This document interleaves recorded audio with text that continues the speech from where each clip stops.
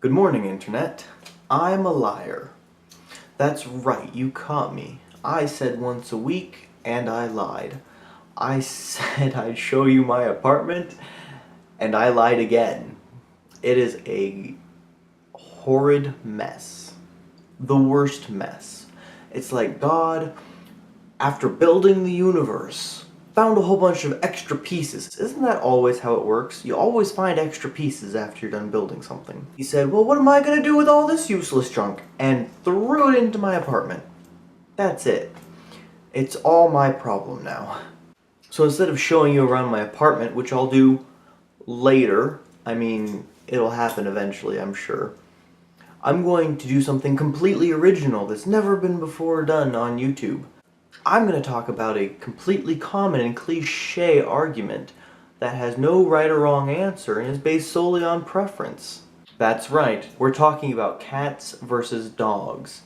You can really extend the argument to cat people versus dog people, but that gets insulting, so we're going to avoid that entire ensemble. Recently I had this argument with a friend of mine, and I realized as he was arguing his points, I was like, why would you say something so dumb? This is how you argue for cats, while I was arguing for dogs. And I had a mini existential crisis in this moment. I am both a cat and dog person, simultaneously. But at the same time, I hate both cats and dogs. I've had a very traumatic experience with both animals, and I've had very good loving experiences with both animals. So I argue for and against them equally, which makes me the best person to decide if cats or dogs are better. So growing up, I had cats. We had lots of cats. We lived beside 3 different farms. And so cats, as soon as we started feeding one cat that we really liked, they all swarmed. They came out of nowhere and out of everywhere. That sounded sexual somehow. And like any child who was surrounded by fuzzy animals, I fell in love. Cats were amazing.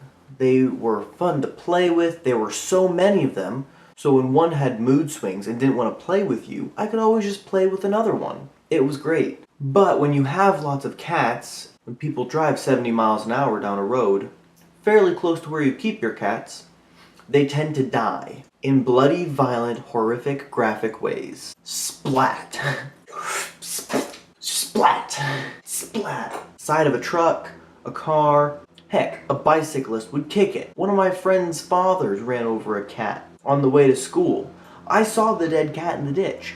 I didn't tell anyone. So between these traumatic experiences of losing my beloved cats, I also had experiences of making new friends at school. They were clearly not cat people. Cats were dumb, stupid, and annoying, and evil. I mean actually evil. We actually believed that cats were Satan. Now of course this friend lived on a farm, and had a lot of cats who, yes, were annoying and possibly satanic. But that never changed anything. I still loved cats, even though, to act cool, I hated cats. But they say practice makes perfect, and after a long time of hating cats, I started to actually hate cats. And I always wrote it off as, well, they always died, and I hated seeing things die. Everything dies. It was a terrible argument, I know. I was young. And I decided to like dogs. Now dogs is a whole nother experience, and about 2 separate balls of wax. Growing up, I was afraid of dogs. All dogs, not just big scary dogs. Little fluffy dogs, big fluffy dogs, ones with pointy teeth, ones that barked all the time. Any kind of dog I was afraid of. I was in my grandma's house once and her neighbor came with these 2 huge, poofy white dogs. I mean, they were seriously like that wide. I mean, they were just these huge poofy dogs. I don't know what kind they were. They were the terrifying kind. The abominable Obama. The abominable snowman's dogs with sharp, pointy teeth.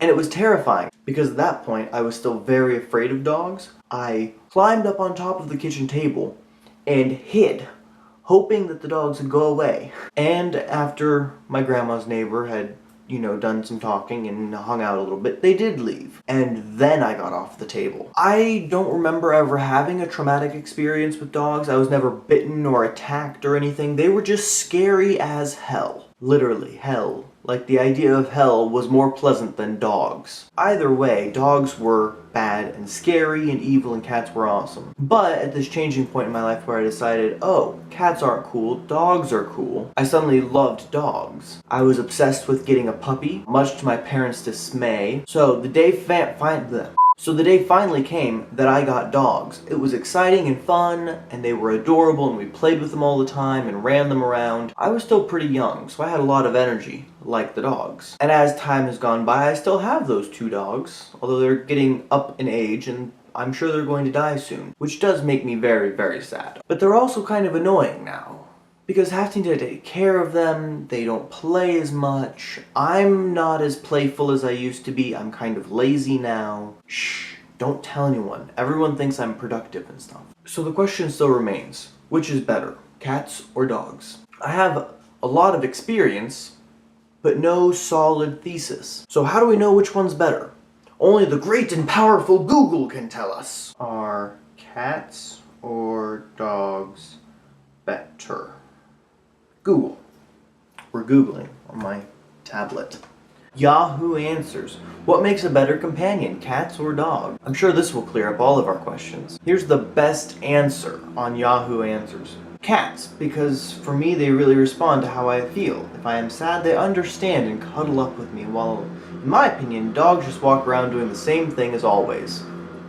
Okay, what's some other answers? I think someone's mowing. The answer is in your question. Dogs are companion animals. Cats are aloof. Both are equally lovable. They each show their special personality. This should not be a question about which pet is better pet, but which pet is more accommodating to the individual. Well, there you have it. I think. You know, the internet is far less helpful than I would imagine. So what is the only way we can figure it out? We have to leave it up to fate. Fate will decide. And the only way to interpret fate is with the goblet of fate. Ooh, very goblety, very fate-filled. It actually has nothing in it. But now we should put the cat or the dog slips of paper. This is how fate works, people. Get over it. So we're going to fold up the cats into the fate. The fate-filled cup, goblet. It's a goblet. Folded up the dogs. We'll fold the dogs one more time. We'll actually fold the cats one more time too. There. Alright. Now we shake the goblet of fate to wake the fate up. We don't want it sleeping on the job. Alright, and now we choose. Aha! Fate has chosen.